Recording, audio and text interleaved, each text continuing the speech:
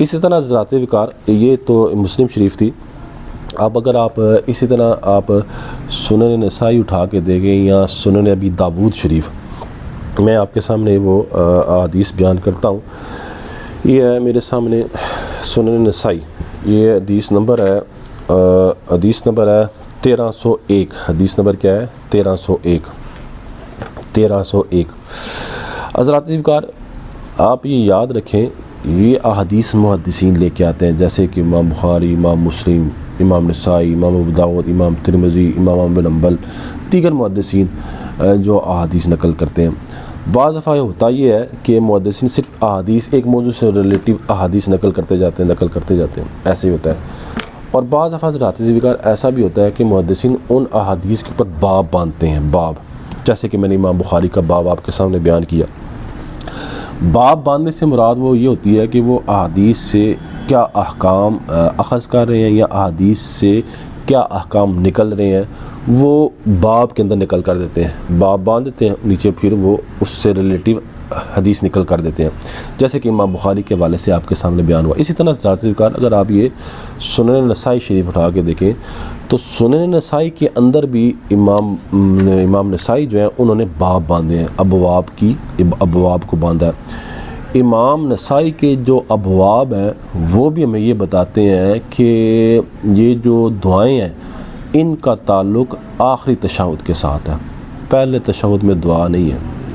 ابواب سے وہ یہ بتاتے ہیں کہ پہلے تشہد میں صرف تشہد پڑھی جائے گی، دوسرے آخری تشہد میں کیا کی جائے گا، تشہد کے بعد دعا مانگی جائے گی.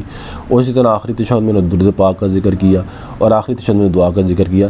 یہ کم سے کم آپ جو اگر اردو کتابیں پڑھتے ہیں تو اردو کتاب کے اندر اوپر جو ابواب باندھے ہوتے ہیں ان ابواب سے بھی آپ بہت سے مسائل کو سمجھ سکتے ہیں. ان ابواب سے بھی آپ کو یہ پتہ چلے گا کہ آج جو 70 سال سے ایک بزرگ یا 100 سال سے بزرگ جو ایک نماز پڑھ رہا ہے بالکل وہ سنت کے مطابق پڑھ رہا ہے، بالکل وہ ویسی نماز پڑھ رہا ہے جیسے اس کو تلقین کی گئی ہے اللہ اور اس نے اپنے لوگوں سے سیکھی ہے. چھوٹی موٹی غلطیاں ہر انسان کی نماز کے اندر ہوتی ہیں، لیکن اصلی صورت کہہ دینا کہ نماز کی بدل گئی ہے تو ایسا نہیں ہے. ایسے لوگ بالکل احادیث کی فہم سے کیا ہوتے ہیں، غافل ہوتے ہیں، انہیں پتہ نہیں ہوتا. اب اگر آپ یہ دیکھیں، یہ ایک حدیث پاک ہے، یہ باقاعدہ امام نسائی لے کے آئے ہیں اس کو سنن نسائی کے اندر، اور حدیث نمبر یہ ہے، حدیث نمبر ہے 1301. اگر آپ اس سے پیچھے ابواب بھی دیکھیں تو امام نسائی نے باقاعدہ جیسے میں نے آپ کو بتایا کہ پہلے تشہد ذکر کیا، پھر تشہد کی اقسام ذکر کی، اس کے بعد یہ بتایا کہ تشہد کے بعد درود پاک کون سا پڑھنا چاہیے، درود پاک، اور پھر اس کے بعد دعا کا ذکر کیا، اور پھر اس کے بعد سلام کا ذکر کیا. یعنی یہ ابواب بھی یہ بتاتے ہیں کہ محدثین بھی یہ کہتے ہیں، امام نسائی بھی یہ کہہ رہے ہیں کہ دعا کا تعلق پہلے تشہد کے ساتھ نہیں بلکہ دعا کا تعلق آخری تشہد کے ساتھ ہے. اب میں آپ کے سامنے حدیث پاک پڑھتا ہوں، امام نسائی نے اس کو نقل کیا ہے، اور یہ حدیث پاک سنن ابی داؤد شریف میں بھی، اور حدیث نمبر 985 ہے. حدیث کیا ہے؟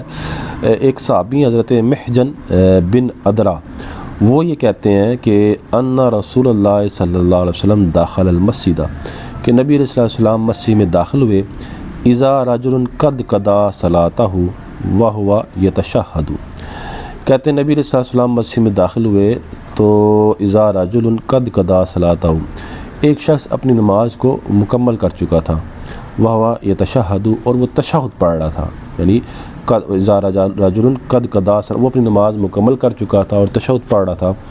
فقال اللہم انی اسألک یا اللہ بانک الواحد الاحد الصمد الذی لم یلد ولم یولد ولم یکن لہ کفوا احد ان تغفر لی ذنوبی انک انت الغفور الرحیم.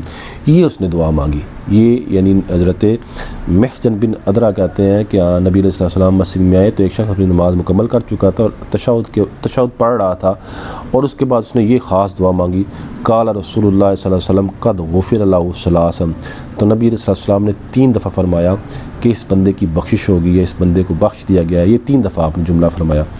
تو حضرات ذکر اس سے یہ پتہ چلا کہ ایک تو یہ پتہ چلا کہ وہ جو دعا تھا وہ اس تشہد میں مانگ رہا تھا جہاں آخری تشہد میں مانگ رہا ہے، وہ حضرت محجن کے الفاظ بتا رہے ہیں کہ وہ بالکل آخری تشہد میں تھا، نماز کو مکمل کر چکا تھا اور پھر یہ دعا مانگ رہا تھا۔ یہ خاص دعا جو ہے یہ دعا اللہم انی اسألک جو بھی میں نے آپ کے سامنے پڑھی ہے۔ اس حضرات ذکر یہ بھی پتہ چلا کہ دعا آخری تشہد میں، پھر حضرات ذکر اس سے یہ بھی پتہ چلا کہ تعوذ کی دعا جس کو ابن حزم الناصر البانی نے جو لازم و ضروری قرار دیا ہے، یہ ضروری نہیں ہے، وہ یہ دعا مانگ رہا تھا۔